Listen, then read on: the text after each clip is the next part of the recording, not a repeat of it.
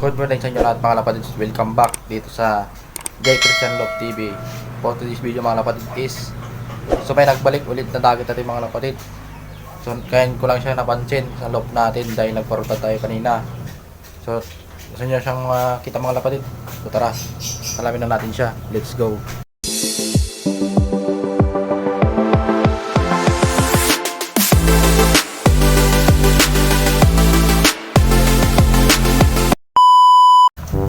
So ayan nga mga kapatid. So may nagbalik na target natin dito. Hindi ko sure kung siya talaga ito mga kapatid. Dahil hindi pa nag-inform yung unang target natin na kinabed yung tropa natin na sa club natin at ka-member natin sa club.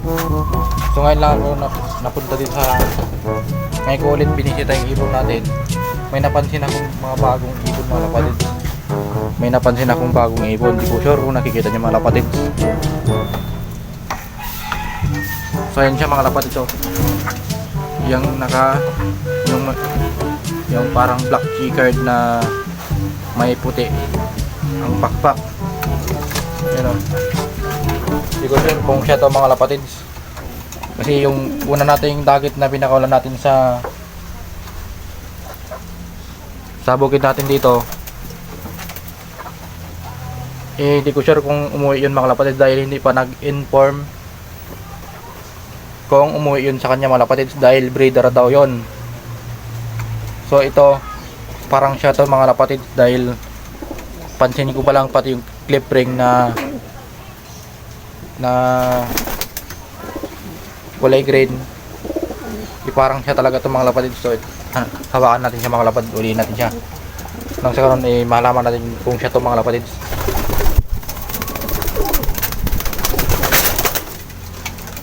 So hindi pa tayo nakapaglinis ng loft natin. Maglilinis pa lang akong mamaya. So ito, payat na oh. Ganun pa rin yung katawan yung hinahuli natin siya. So dito natin natitidian mga kapatid kung siya to. Wait. Yan mga kapatid. So ito yung target natin mga kapatid. So confirm siya nga oh, tatlo yung yung feeders na wala sa kanya. Walang balahibo oh. Gupit. Nakagupit yung feeders niya, tatlo. Yan siya oh.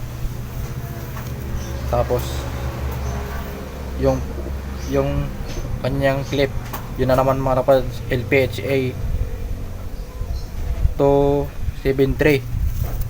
Ito yung ibon mo, ito yung ibon mga idol. So i-chat ko ulit yung may-ari nito mga kapatids. Tatanungin ko sa kanya kung ihatid natin sa kanya o papakawalan na natin dito sa atin.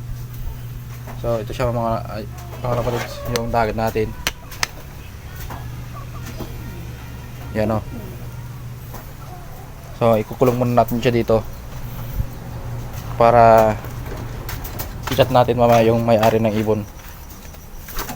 Diyan siya muna yan.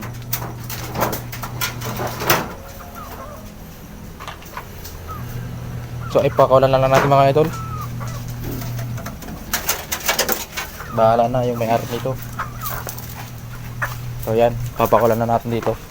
So dito na lang natin pakawalan sa may kalsada. So ay mga kapatid, dito na tayo sa may kalsada. So dito na lang natin siya pakawalan. So padalin lang muna natin yung mga sasakyan.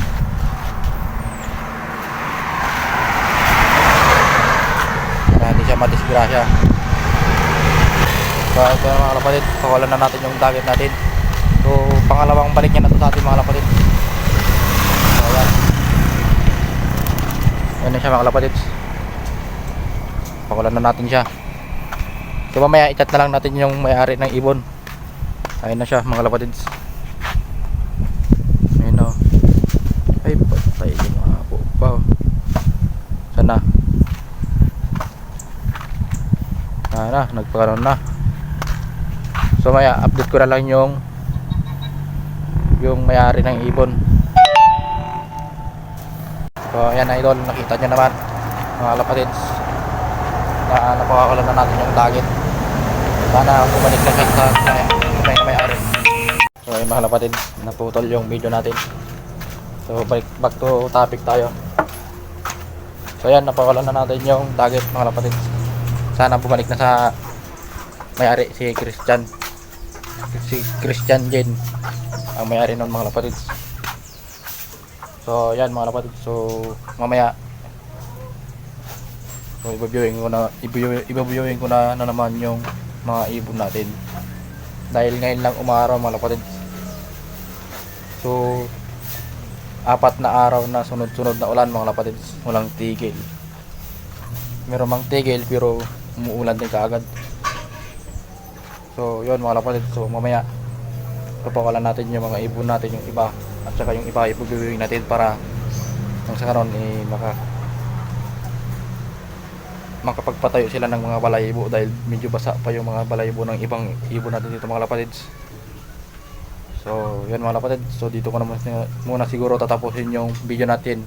So shout out sa mga kalapatids natin dyan, sana mag-iingat kayong lahat. So like and share, subscribe, ingat.